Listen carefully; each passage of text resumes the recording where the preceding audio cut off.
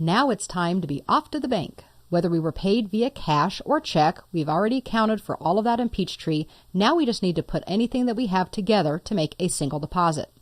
You could go to the Tasks menu to do this, or you can also use the center. I'm on the Customer and Sales Center, so I'm going to move to the bottom right corner, or at least the bottom, and I'm going to go to Bank Deposits, and I'm going to choose a new bank deposit. This opens the Select for Deposit window, and actually this is probably going to be one of the easiest things that you get to do. You'll see at the top that it already has your checking account selected. Of course, if you're going to make a deposit to a different account, you would want to select that account. You also have the deposit ticket date. Now this is also important because you could have been collecting deposits maybe over the course of a week, and you need to make sure that your deposit ticket date is the date you're actually going to go to the bank. The next thing that's going to happen is Peachtree is going to create for you a deposit ticket ID. Now this is something that again can work a little bit differently than what you're used to. You can have one payment that you're going to deposit or multiple payments. But when you collect multiple payments to create one deposit, that's where the deposit ticket ID becomes important. Imagine for a second that you had 5 different checks that you'd received. Each of those has its own receipt, and that's fine.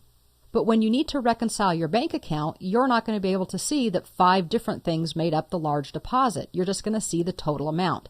And that's what the deposit ticket ID does for you. So we're going to let it go ahead and start with deposit ticket ID number 1.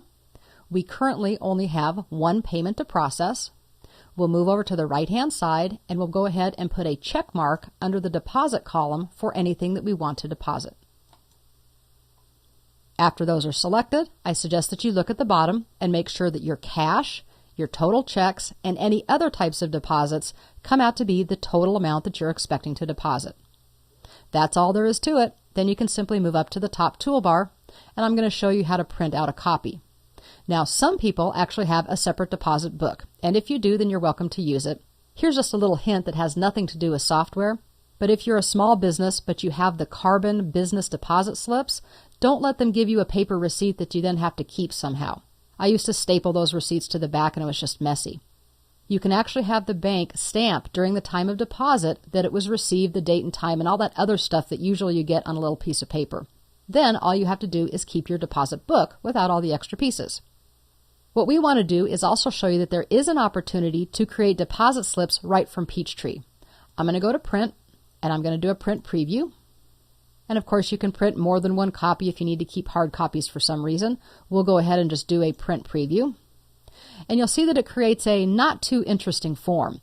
Remember, the purpose of this is that it would be printed on a pre-printed deposit slip. But if we zoom in on a little bit, you can see that it's saying we have a total of one item, and it totals $1,416.50. It gives us the date, it gives us the total, and then at the bottom it does give us an itemization of all of the items that are going into that deposit.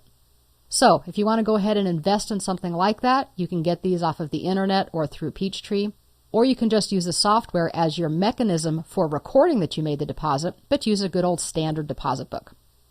I'm going to go ahead and close out of this,